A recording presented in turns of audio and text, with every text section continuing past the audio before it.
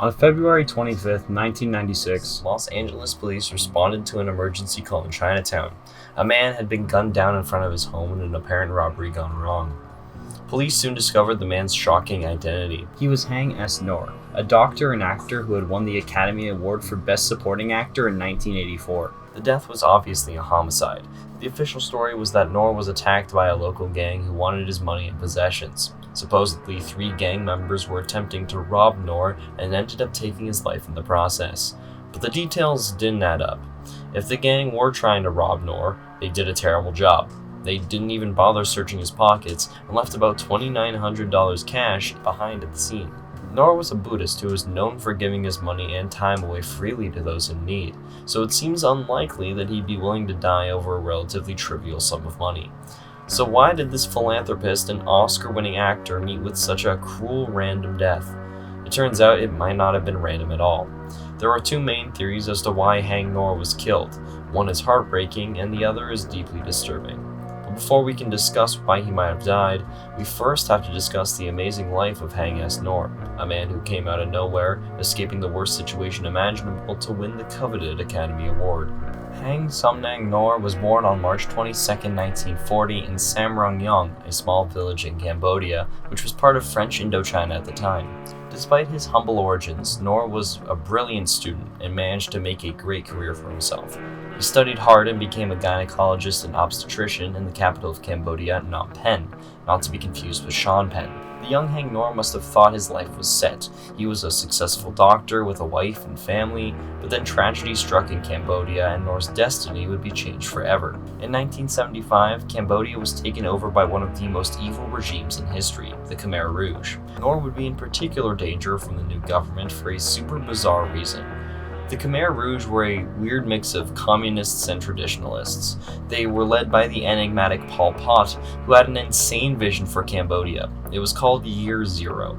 The idea was to destroy every trace of modernity and turn Cambodia into a nation of rural peasants, but also a totalitarian dictatorship, kind of like if Hitler played Farmville. As soon as Pol Pot and the Khmer Rouge captured Phnom Penh, they emptied the city. Men with guns literally went door to door, rounding people up. The city dwellers were then driven to the countryside and forced to perform hard labor on collective farms, those who weren't killed on the spot anyway. Haing Ngor and his wife Chiang Mai-hui were among the 2 million people suddenly forced to become farm workers in appalling camps. He never could have guessed at first that his life was in constant danger. The Khmer Rouge weren't just against everything modern, except of course modern weapons. They were rabidly anti-intellectual too. They associated education with wealth and privilege, something that led the Cambodian people away from their traditional lives of farming and poverty. All this, by the way, was despite the fact that Pol Pot was an intellectual from a privileged background who attended university in France. Projection. He would have done well on Twitter. X. The Khmer Rouge hated education so much that they automatically executed anyone with glasses, because in their eyes, wearing glasses meant that you could read. Ngor had to hide the fact that he was a doctor to stay alive, which would later have tragic consequences for his family, but also, bizarrely, set him on the path to winning an Oscar. From 1975 to 1979, Pol Pot turned Cambodia into a one-party communist state. Under his rule, between 1.5 and 2 million people, about a quarter of the country's population, died. Among that number was a devastating loss for Haing Ngor. In 1978, his wife, Chiang Mai-hui, sorry for the horrible pronunciations by the way, went into labor.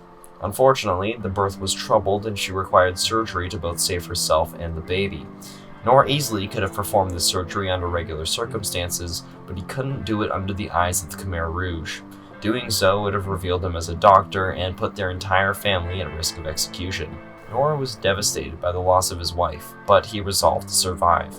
And before she died, he made her a promise that would alter the course of his life. Ngor endured 3 stints in concentration camps, using his medical knowledge to survive by eating insects like beetles, termites, and scorpions. Something I'm sure everyone watching who's ever been in Boy Scouts is going to reference now each time they're made fun of, but it's still impressive nonetheless. In an article for People Weekly, Bill Hewitt later described how Haing Ngor and his family survived terrible abuse. Hewitt wrote that Ngor was forced to break rocks from sunrise to midnight and plow fields while wearing a yoke like an animal. He was starved, whipped, and tortured. His head was clamped in a vice, part of his finger was cut off, and he was hung on a cross over a smoldering fire. Ngor assumed the identity of an uneducated taxi driver in order to survive. Ngor's family, however, was not so fortunate. His parents, siblings, and their spouses were all killed by the Khmer Rouge. The brutal regime came to an end in December of 1978 when Vietnam invaded Cambodia, quickly overthrew Pol Pot, and set up a new government, ending the reign of terror. After the Khmer Rouge fell in 1979, Haing Ngor and his niece escaped the country for good. They managed to reach a Red Cross refugee camp in Thailand. There, Ngor worked as a doctor. In 1980, he and his niece then secured passage to the United States and settled in Los Angeles. Despite his survival and new life, Ngor was unable to practice medicine again. I'm guessing because of the different requirements in America and the fact that he hadn't been to an American medical school. He also never remarried, which I personally think is really sweet, and given the way he lost his wife, completely understandable. In fact, his devotion to his late wife may have been the reason Ngor was killed, but we're getting ahead of ourselves and skipping the most remarkable part of this story. In the early 1980s, Haing Ngor saw a casting call for a movie called The Killing Fields. The film was based on the true story of the Khmer Rouge's brutal role in Cambodia. At first, Ngor wasn't interested in auditioning, but remember that promise he made to his wife before she died? Well, he pledged that if he survived, he would do everything possible to tell the story of Cambodia's suffering. Auditioning for The Killing Fields was a way to keep that promise, so he went for it, along with thousands of others. It's worth mentioning here that Ngor had absolutely zero experience with acting. Nowadays, it's easy to hop on TikTok and lip sync to a movie scene and acting it out in your own way, or you can host for a YouTube channel that's talking about historical stories.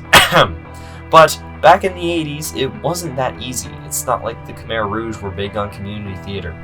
But with sheer determination, force of will, and a promise to his late wife, Haing Ngor won a major role in the movie, which I think is also a lesson in shooting your shot. It's like those stories you hear of C students getting scholarships because they're the only ones that applied. So if you needed a sign to do the thing that you wanted to try, here it is. This is the sign. You're welcome. The funny thing is, Ngor didn't realize until filming started that he had one of the biggest parts in the movie. He was cast as Dith Pran, a real Cambodian photojournalist who helped New York Times reporter Sidney Schanberg escape the country but was later captured by the Khmer Rouge. Ngor and Pran had similar life experiences, both surviving years of torment and hardship under the regime before escaping. When The Killing Fields came out in 1984, Haing Ngor's performance was majorly praised. Majorly praised? If you understood that reference, we can be friends. He won several major awards for it too, including a Golden Globe and 2 BAFTAs. He also won the Academy Award for Best Supporting Actor, the first amateur actor to win the award since 1946, and he was also the first Asian actor to ever win the award. In interviews, Ngor often said how he was now a professional actor, but his best performance had been in Cambodia, where he pretended to be someone else to survive. After The Killing Fields release, he told People magazine, quote, "I wanted to show the world how deep starvation is in Cambodia, how many people die under the communist regime. My heart is satisfied. I have done something perfect." End quote. In 1987, Ngor published an autobiography called Haing Ngor, A Cambodian Odyssey, where he shared his experiences living under the Khmer Rouge. And I guess he liked his gig after all, because he continued acting in several other projects. Some of his well-known roles were Vanishing Sun from 1995, the war drama Heaven and Earth from 1993, and the Hong Kong action movie Eastern Condors from 1987. He also appeared in the Vietnam War drama The Iron Triangle from '89, and guest starred on the TV show China Beach as a Cambodian prisoner of war who forms a bond with a nurse. Ngor also had a guest role in an episode of Miami Vice called The Savage/Duty and Honor. In the 1993 movie My Life, Ngor played Mr. Ho, a spiritual healer who helps Bob Jones, played by Michael Keaton, and his wife Gail, played by Nicole Kidman, as they prepare for the birth of their first child while Bob faces terminal cancer. It's insane to think that if you're a Keaton or Kidman fan, you've probably seen this guy without even knowing his story. Just makes you think about the people you pass by every day. Or maybe that's just me, since I truly believe in the adage that we are only alive today because every single person we have seen has chosen not to kill us. And I mean, like, yeah, that's a little dark, but unfortunately this story is about to take a dark turn too. Ngor and his close friend Jack Owen started the Dr. Haing S. Ngor Foundation to help raise money for Cambodian aid, both because of his past, but also probably to help raise awareness and keep that promise to his wife that he had made oh so long ago. As part of his efforts to help others, Ngor also built an elementary school and ran a small sawmill that created jobs and provided income for local families. Dude was like the original and better version of Mr. Beast, since he didn't sell out and start selling moldy cheese to kids who've stolen their parents' credit cards. But now we come to the tragic and mysterious end of the story. On February 25th, 1996, Haing Ngor was shot and killed outside of his home in Chinatown, Los Angeles. 3 suspected members of a gang known for stealing purses and jewelry were charged with his murder. The trial took place in the Superior Court of Los Angeles County, with each defendant having a separate jury. Prosecutors said Ngor gave up his gold Rolex watch but refused to hand over an inexpensive locket, and that seems strange. Ngor would part with a watch worth thousands of dollars but not with a trinket? Why not? There's a heartbreaking potential explanation, but there's also another theory as to actually who killed Haing S. Ngor.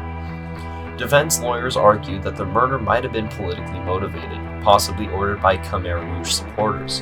And then in 2009, a former Khmer Rouge official, Kang Kek Lu, claimed that Pol Pot had personally ordered Ngor's death, but US investigators did not find this claim believable.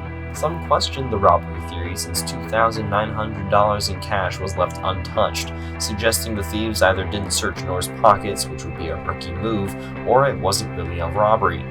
The mentioned locket also wouldn't have been visible because Ngor typically wore it underneath his clothing. As far as anyone knows, the locket was missing and has never been recovered. On April 16, 1998, all 3 defendants were found guilty.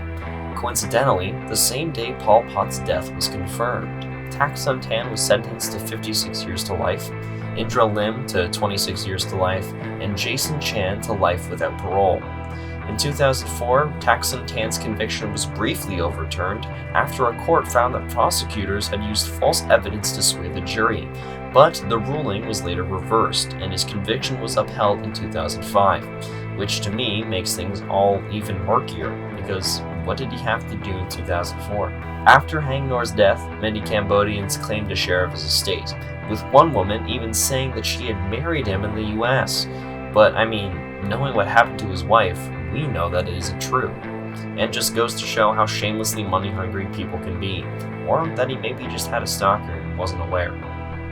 Most of his Cambodian assets went to his younger brother, while his American assets were used up in legal fights over his estate. Ngor was buried at Rose Hills Memorial Park in Whittier, California.